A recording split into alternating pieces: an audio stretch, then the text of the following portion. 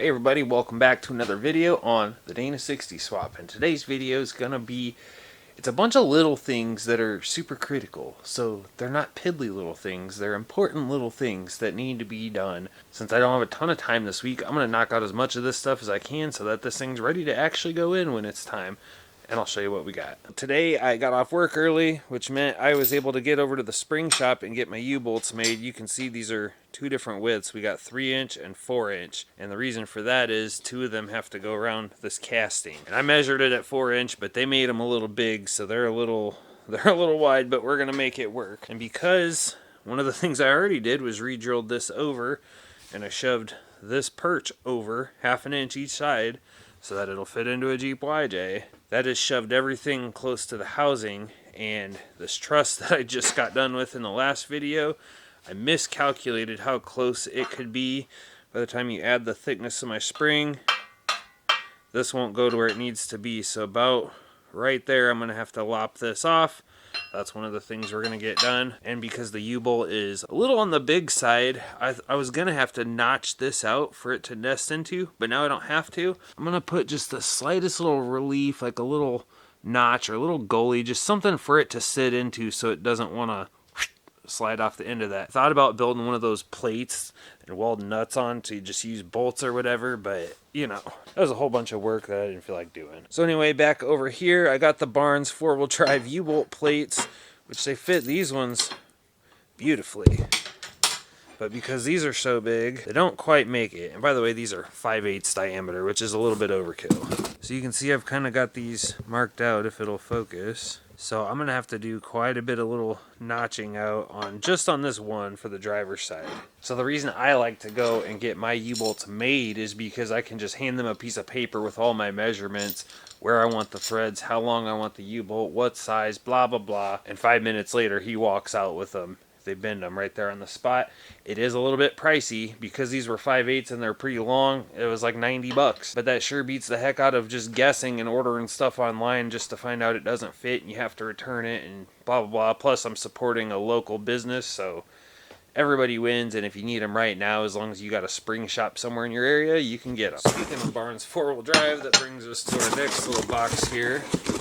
So these are some different shock mounts that I might try out. We can't do these yet because placement's gonna differ. They're very similar to the ones I'm using now, but they're a little more heavy duty and they're different, but obviously that goes on the axle tube, so it makes the bolts run perpendicular to the axle. They're a little different than these ones I've got on here. I wanted these, but they were like back ordered or something. So for now, I'm not gonna do nothing with those. And then here we have everything I need for my steering. The misalignments, the heims, the bungs, the whole kit and caboodle. This stuff all came from Barnes 4-wheel drive. No, I'm not sponsored by them. Yes, I'd like to be sponsored by them. Maybe in this video we'll get our tie rod knocked out. I can't do the drag link yet until it's actually in here and I can get a measurement. So I think first up, since I need to get in the shower anyway, I'm going to try shaving these out, and I'm going to take a carbide bit and I'm going to chuck it up in my little crappy drill press, and we're going to make a poor man's mill, or we're going to try anyway.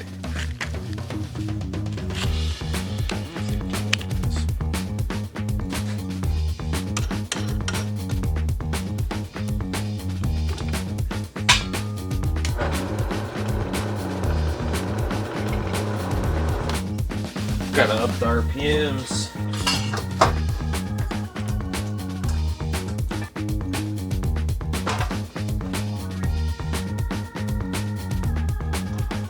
That should be 2,900 RPMs. That's the fastest she goes.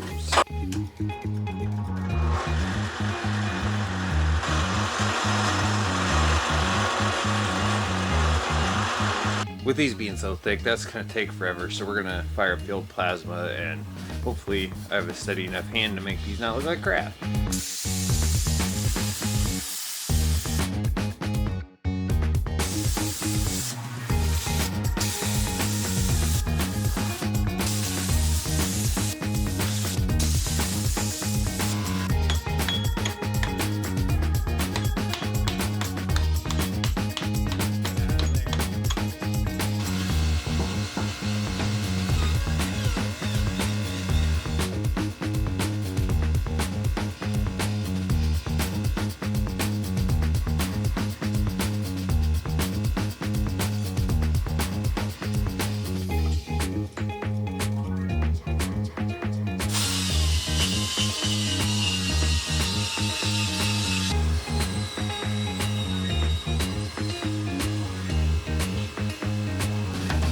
So the point of that whole situation was to not take too much metal,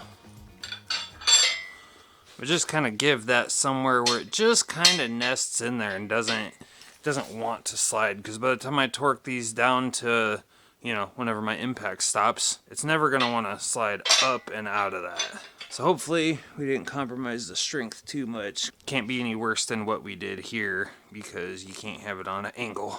Oh, this is how this turned out. It's not the cleanest looking holes, but gets the job done, and the U-bolts fit on them. They're a little funky shaped. See, I've got extra room, so gives me just a little bit of adjustability anyway on these.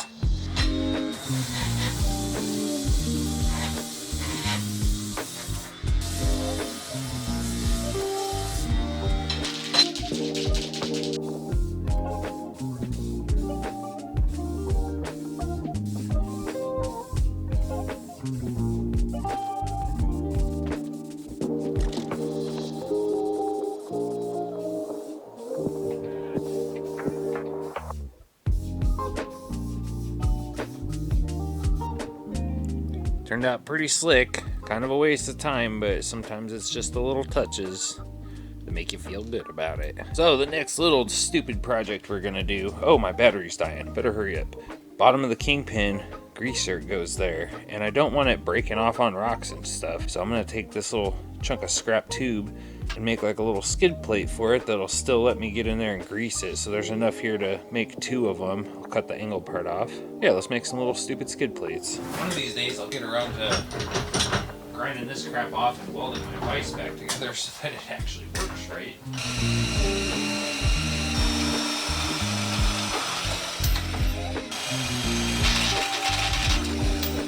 I always wanted to try this, so we're gonna try it.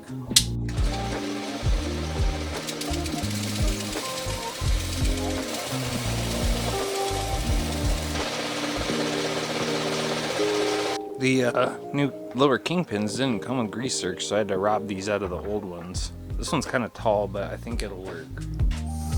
Now I just gotta weld them suckers on there. So I had this idea to use these bolt head protectors that I got from Barnes 4-wheel drive. I've got these going into my transmission mount on my skid plate, so the bolts go up in and it protects the head of the bolt from getting ground off on rocks and stuff. And I'm like, you know, I could just pop this on there. Problem is, it's just a little too big for that. So if I had a smaller one, I would just go ahead and use that. But what I want to do is kind of model this after that and put a little bit of a taper on it all the way around.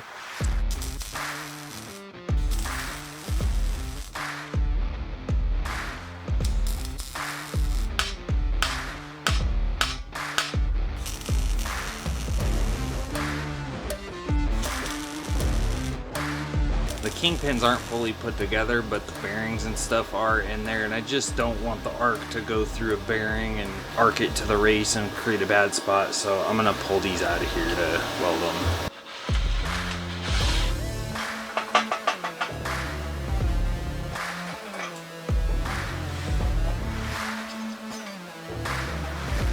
Hey, look at me, I can't even weld centered.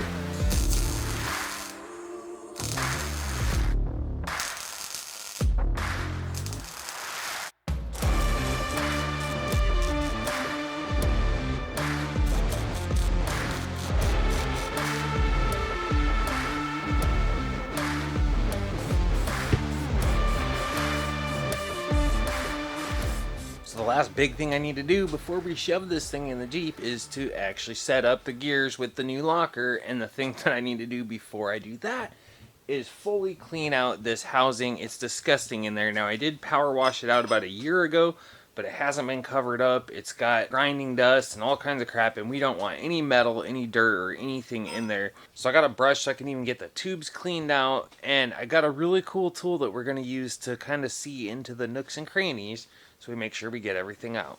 My friends over at Vivor have been a good supporter of the channel, and they sent me out an inspection camera, and this thing is freaking awesome. Not only does it steer, it's got pretty good resolution, better than I was expecting. Now, the whole reason that I asked for this was I want to look inside cylinder number 5 on this. In case you didn't see the video where I did the compression test, number 5 is low, and my Land Rover has a problem with cylinder 1. But I thought, well, we've got it, might as well stick it inside the little oil galleys and the little nooks and crannies in there to make sure we get all the crap out of it. Probably one of my favorite things is the fact you can turn this knob and steer this thing one direction or another. It does have different settings on this light as well. This thing does take a memory card, so you can actually record video or take photos while you're doing it also. Give it a little test run. And I'm actually going to hit record on this, and then I'll pull this file and drop it into the video too. So this is one of those nooks and crannies that really needs to make sure we get clean. And then up here above, there's a bit of an oil passage. It's really hard to aim this and aim a camera. But I just want to make sure we get all the metal shavings and all the junk out of here so that we don't wreck our brand new stuff. We can even check out inside the axle tube if we want.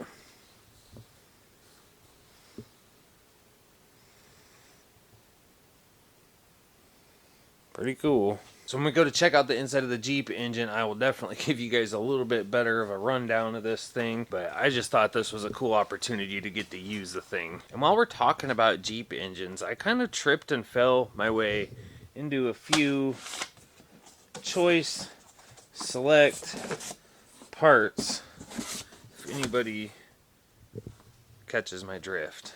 There'll be a link below if you want to check out one of these Vevor inspection cameras, and there should be a discount code for 10% off down there as well. So I wanted to get all the gunk out of the axle tube, so I bought one of these brushes you can hook on the drill, but I forgot to buy, I was going to get the 1/4-inch bit extension, the long one. Forgot it. So we're going to redneck something together here. So we have a bit that goes to 1/2 inch, this extension, then a reducer, then this extension, then a 1/4-inch socket, and then this little guy. Let's give her a shot.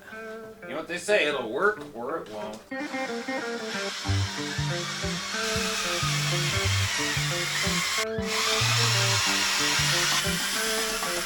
Oh my.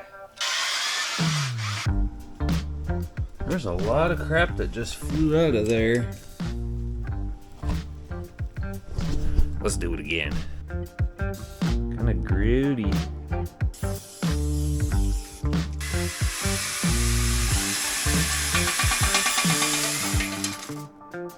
Looks like a night of drinking in Taco Bell.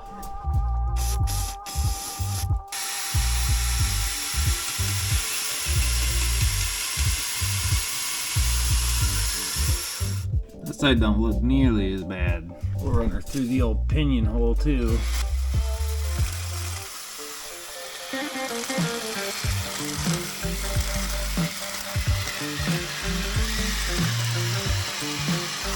So the point of that was to break up all the scale and chunks. It doesn't actually push it all through. It just kind of leaves a slurry of, well, you saw it.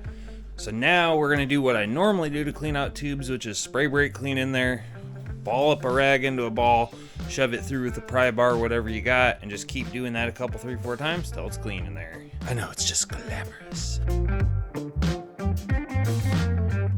It's fairly clean in there, but before I go too crazy here, I need to clean all this off, and that's just gonna make more of a mess in there, so that's kind of why I stopped right now. Best way I found to get RTV off of anything is with these purple stripper discs, because they don't harm the metal. You can take metal away if you just really stay on one spot, but it's not like having a sandpaper disc. It just strips the stuff, leaves the metal alone. Let's get her did.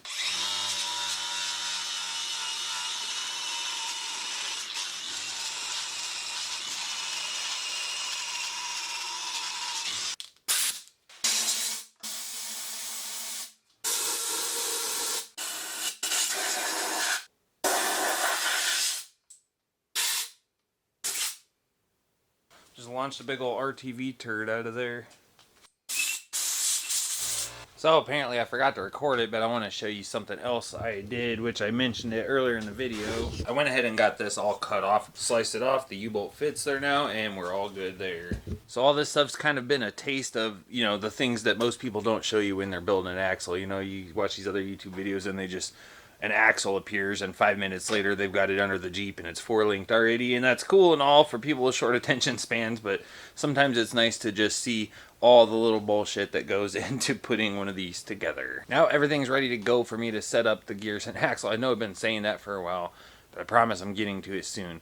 I can't do it today though, because I got to get ready to head down to the Moore Expo in southern Missouri, Springfield, Missouri actually. It's a Midwest overland and off-road show, and figured what the heck, I'm gonna go to a show for once and try that out. As much as I would love to take this down there, I don't feel like doing a 8-hour drive in this thing. It's not ready for it, and it's really not like we're going wheeling anyway. So we're gonna take the JK, and I actually went out and bought this dirt cheap overland trailer, if you want to call it that. It was bright yellow. I just painted it black last night, but for the price, dude, I got this thing. It was like $2,400. Comes with a tent, comes with a diesel heater, 400 watt battery. There's like a little, a weed sprayer turned into like a water system, so you can at least get a little bit of water. And then it has like a shower awning thing, or it's gonna be like a bathroom enclosure type thing. And so I've been really busy because this thing didn't have a hitch on it, so I had to modify my bumper to be able to put a bolt-on hitch on it. And then there was no trailer wiring, so I had to do trailer wiring, and I've just been, yeah, it's pretty much what my whole Saturday was getting all this stuff ready so it can go. So it's just got 31s on it, and they're on like a TJ bolt pattern or a YJ bolt pattern, I guess. Definitely gonna pop these off and check the wheel bearings and everything before we go, and I need to find a spare 31. I've got like an extra couple of Jeep wheels over here that will bolt up, so I just need to find a crappy little tire so I can have a spare, because that one's 5-on-5, so it won't work. Anyway, that's enough about the trailer. Maybe I'll do a whole nother video about that. I just wanted to show you why I'm so busy and why I can't really work on this right now, because I don't have vacation time, so I was only able to take 2 days off to get down there to this show and everything. So today's like my only day to get everything ready. So I appreciate y'all staying patient with me while I'm building the world's slowest axle build and everything, and coming back and watching these videos. It means a lot to me, but I gotta go get ready, and maybe the next video will be from Missouri, who knows. I plan on doing some trail mapping of some Forest Service roads at least while I'm down there. There's nothing crazy to do wheeling. We will be right by S'more, but I just don't think I have a free day to actually go in there and wheel, which sucks. But anyway, see you next time.